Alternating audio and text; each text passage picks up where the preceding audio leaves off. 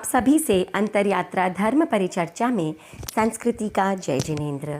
आज चर्चा का विषय है 12वां बोल 5 इंद्रियों के 23 विषय।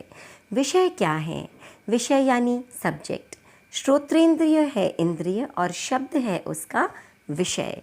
चक्षुरेंद्रिय है इंद्रिय और रूप है उसका विषय। घ्राणेन्द्रिय का विषय है गंध, रसनेन्द्रिय का विषय है रस और स्पर्शनेन्द्रिय का विषय या सब्जेक्ट है स्पर्श। तो कुल मिलाकर 5 इंद्रियों के 23 विषय हैं।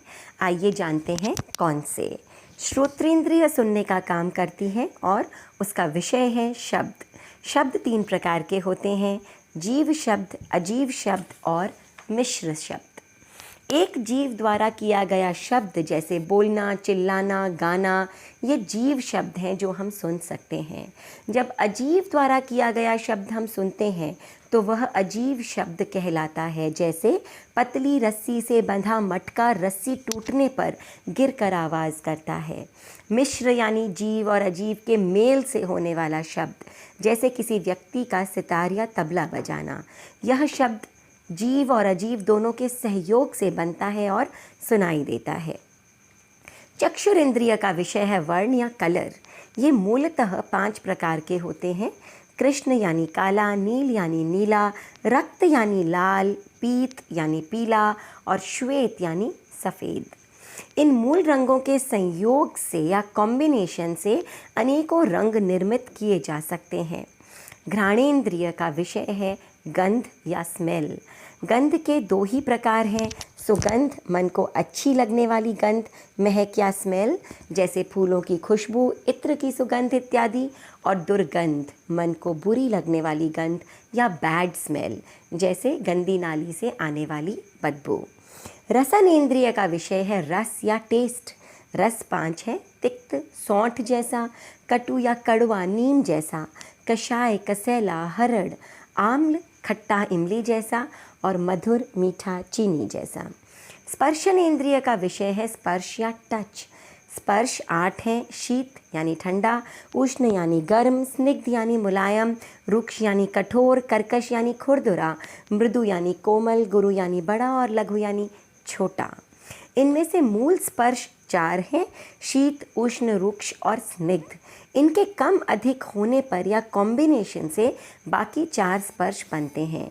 जैसे शीत और स्निग्ध स्पर्श की बहुलता से मृदु स्पर्श बनता है।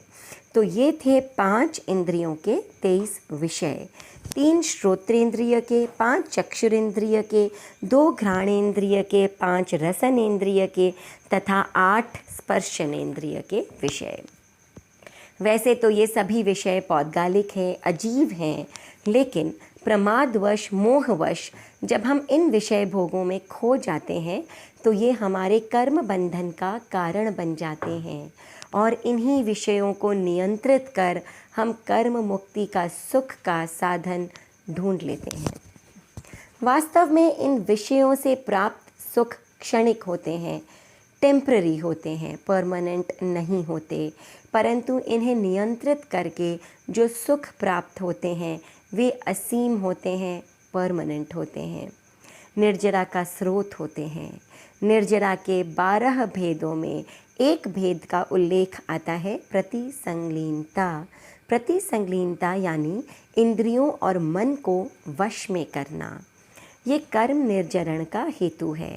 तो वास्तव में जब हम तपस्या, ध्यान, सामायिक आदि करते हैं तो मन तथा इंद्रियों को वश में करने की साधना विभिन्न रूपों में करते हैं। तो सतर्क रहें, सजग रहें, अलर्ट रहें कि हम क्या सुनते हैं, क्या देखते हैं, क्या खाते पीते हैं, क्या बोलते हैं। गलत विषयों में लिप्त होना हमारी भावधारा को कलुषित करता है, गिरा देता है। तो विषयों में अधिक ग्रसित ना हो। दुर्गंध सूंघ कर या किसी के घाव आदि को देखकर घृणा ना करें, समभाव रखें। कोई फिल्म देखकर या गाना सुनकर, स्वादिष्ट भोजन खाकर भी अधिक प्रमाद न करें, समभाव रखें। ये प्रैक्टिस केवल समझे नहीं, इसे जीवन में उतारने की कोशिश करें, क्योंकि यही प्रैक्टिस या प्रयोग आपको मोहनीय कर्म से छुटकारा दिलाने में सहयोगी बनेगी और परम सुख और शांति का मार्ग दिखाएगी। तो ये थे 5 इंद्रियों के 23 विषय। आगे चर्चा करेंगे मिथ्यात्व के 10 प्रकार पर। तब तक के लिए आज्ञा दीजिए। ओम अरहम।